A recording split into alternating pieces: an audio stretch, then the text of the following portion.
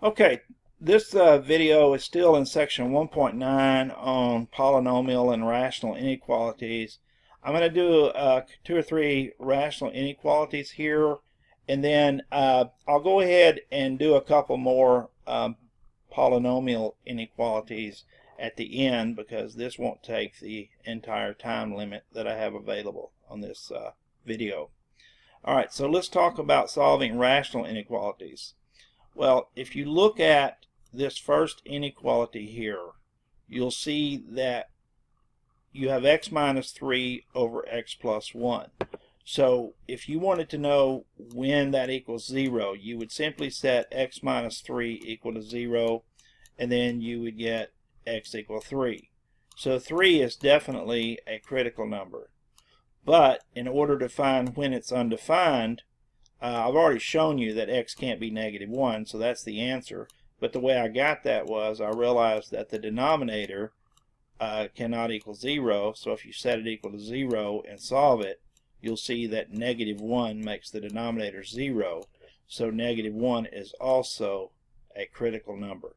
But make sure you realize that these two values are critical numbers for different reasons. Again, the negative 1 because it makes the expression undefined, and the 3 because it makes the expression equal to 0. Okay, now let's look at the setup I've got here. Here's your number line. So that's going to be your number line. And notice I've drawn a couple of vertical lines here to break it. You can draw them solid or dotted like I did before. But this vertical line represents where x equals negative 1. That's one of the critical numbers. This vertical line represents where x equals 3. That's the other critical number. And that divides my number line up into 3 intervals. Everything less than negative 1, or negative infinity to negative 1. Everything between negative 1 and 3, so negative 1 to 3. Or everything greater than 3, 3 to infinity. Now I'm going to test points in each of these intervals in the expression. So a number less than negative 1 would be negative 2. A number between negative 1 and 3 would be 0. And a number greater than 3 would be 4. Again, you can use any number in those intervals, but I try to use the most obvious ones. Okay, so if I plug negative 2 into this expression, I'm going to actually get a quotient. And so let's see what happens. What's the sign of the numerator? Negative 2 minus 3, that would be a negative number. And then negative 2 plus 1, what would the denominator be? Well, that would be a negative number.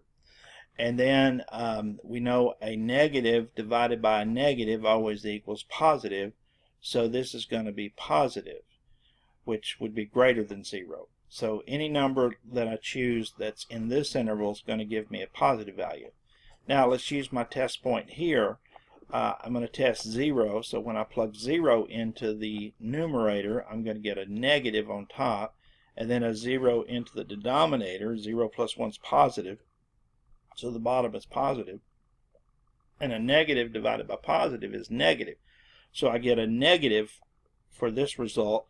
So any number between negative 1 and 3 plugged into this expression is going to give me a negative value. And then finally, let's plug 4 in. If I plug 4 in the top, I'm going to get 4 minus 3, which is positive. 4 into the bottom is going to give me 4 plus 1, which is positive. So I'm going to have a positive divided by a positive, which is always positive. Now, what was the initial question? The initial question was, when is this expression greater than 0 or equal to 0? Okay, so here's where it gets a little tricky. The greater than 0 part's easy. You just want to look for the positive regions. Negative infinity to negative 1 and 3 to infinity. Because we know, since we got positive results there, that any numbers I choose from these regions and plug into this inequality, I'm going to get positive or greater than 0 values. But the tricky part is remembering that it says not just greater than, but it says greater than or equal to 0. Now, you can remember this a couple of ways.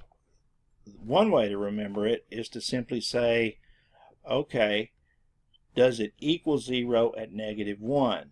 And the answer is no, because remember, negative 1 makes it undefined. So I cannot include -1. So note the parentheses. And then, does it equal 0 at 3? And the answer is yes, because remember, when I plug 3 in, I actually get 0. So I use a bracket to show you that I include 3. Now, the question is, another way to think of this is, let's say that you did mistakenly put a bracket here at -1. Well, that doesn't make any sense, because if you include -1, you're including a value that's not in the domain. And remember, there's a reason x equal -1 is not in the domain, because it makes the denominator 0. So you can't include -1. And many times what students will do when they see the equal to is they'll just slap brackets on the numbers and think that that's what you do. But in rational inequalities that doesn't work, because sometimes those numbers are numbers that make the denominator equal 0, which makes the expression undefined, and it doesn't make the expression equal 0. Okay, let's look at one that has a little more complicated. Here we have x squared plus 3x minus 28 is over x plus 10 is less than or equal to 0. Now the numerator actually factors into x plus 7, x minus 3, and the denominator is x plus 10. So I can easily find the critical numbers from the numerator. Just set each factor equal to 0. X plus 7 equals 0, and if I solve that, I get x equals -7. And then set x minus 4 equal to 0, and then if I solve that, I get x equals 4, which is this critical number. But then I also have to figure out what makes the denominator equal 0, because whatever makes the denominator equal 0, that's going to make the expression undefined. So if I solve this equation, I get x equal -10 for a totally different reason than I got -7 and 4. Remember, -7 and 4 make this fraction 0, whereas -10 makes this fraction undefined. Okay, now let's continue this problem. I drew the number line for you, and I broke the number line up at the 3 critical values. Here you see -10, and that's the number line. Here you see -7, and there's the break there. And then here you see 4, and I broke it here. And that gives us these 4 intervals: -infinity to -10, -10 to -7, -7 to +4, and 4 to infinity. Now, what I want to do, again, is pick test numbers in each interval. So I'm going to pick -11 in the first interval, -8 in the second interval. Remember, I'm picking just a number that's in this interval, in these intervals. Between -7 and 4, 0, I always like to choose 0 when I can. And then a number greater than 4 would be 5. Now, what I want to do is I want to plug the expression. I want to plug each test number into this expression. Now, this expression has a product on top and then a single factor on bottom. So if I plug -11, let's say I plug -11 into this, well, the product would be -11 plus 7, which is negative here. See, I got a negative. And then -11 minus 4, which is also negative. And then on bottom, I have -11 plus 10, which is negative. So I have a negative times a negative on top, and that's a positive. And then when you take that positive and divide it by negative, you're going to get negative. So that's why I wrote negative there. Now, if I plug -8 in, I get a -8 plus 7, which is negative, and then I get a -8 minus 4, which is negative. So I still get negative times negative on top, but when I plug it into the bottom, I get -8 plus 10, which is positive. So now I get a negative times negative, which is positive. Which is positive divided by positive is positive. And similarly, if I plug 0 in, I get a positive, a negative on top, and I get a positive on bottom. So positive times negative is negative, and then negative divided by positive is negative. And then for 5, I actually get positive for all 3 terms. Positive, positive, positive, so are all 3 factors. Positive times positive divided by positive is positive. So that would be that tells me that in this interval I'm going to always get negative. Using numbers from this interval, I'm going to always get positive. Numbers from this interval, always going to be negative. Numbers from this interval, always going to be positive. And notice here, I wanted to know when the expression was less than or equal to 0. Okay, well, it's less than 0 where I get negative. So less than 0 here, and then also less than 0 here. But it's only equal to 0 at these two numbers, -7 and 4, because it's undefined at -10. So I put those two intervals. Here's the first interval. Notice I didn't include the -10 because it doesn't equal 0 there. It's undefined. And then union with the interval -7 to 4. And notice I included those because those are where it was equal to 0. Now, of course, if this had just said less than 0, I would have put parentheses around -7 and 4 because I wouldn't want to include those. Let me just make one warning here. I know that all the examples I've worked so far, if you got a positive here, then it alternated to negative and positive. Same thing here, negative, then alternates positive, negative, positive. Let me just warn you that there are examples I could give you where it would not alternate. And so don't think that you can always just say, well, if this is negative, this is going to be positive. Because there are examples where I could have like negative, negative, positive, positive. So just trust me on that.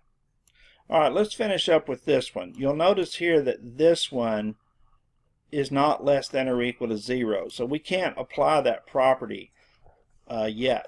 So what I would have to do here is I would have to subtract 2 from both sides, and then I would get -2 over here. Then I have to get a common denominator, which is x plus 5. And so I would have to multiply 2 times x plus 5 over x plus 5 to get a common denominator. And then when you do that, you have -2x minus 10 when you distribute the -2. So we have x minus 2x minus 10, and I can combine these, and since they now have the same denominator, I can write them as a single expression. And now, simplifying this, x minus 2 is minus x. So I have minus x minus 10 over x plus 5. And let me just go ahead and factor the -1 out of the top to make this a little bit easier to follow. So if I factor a -1 out, I get minus the quantity x plus 10 over x plus 5 is less than or equal to 0. Now the reason you can't multiply both sides by x plus 5, in case you're wondering, is because there's no way that we'll know whether x plus 5 is positive or negative. And if it was negative, then of course it would change the sign of the inequality. So essentially our problem boils down to solving this rational inequality. And let me just tell you here, the critical numbers are -10 because it makes the numerator 0, and -5 because it makes the expression undefined.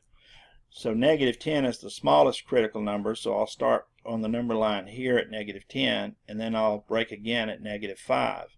And then when I pick three numbers here, -11, -6, and 0, if I plug -11 in, I'm going to get a negative in here times a negative, which is positive, and then divided by a negative, which is going to give me negative. If I plug -6 in, I'm going to get a positive times a negative, which is a negative on top, and then -6 plus 5 is a negative on bottom, so I'll get a negative divided by a negative, which is positive. And then if I plug 0 in, I'm going to get a -10 on top and a plus 5 on bottom, so I'll have a negative over positive, which is negative. And here I want to know, when is this expression less than or equal to 0? So I want to know when it's negative. So -infinity to -10, and then -5 to infinity here. Here it is. Those are the two regions. And then of course it says also equal to 0. So I include the -10 because that makes it equal 0, but I don't include the -5. So that's your solution for that inequality. Okay, I just got a few seconds to jump back up here on these rational inequalities. Polynomial inequalities. All I wanted to mention that I got cut off on the other one was that I use parentheses here because it doesn't say less than or equal to, it just says less than 0. Whereas over here it says greater than or equal to, so on all of these I used brackets for the numbers since it's greater than or equal to. That's it.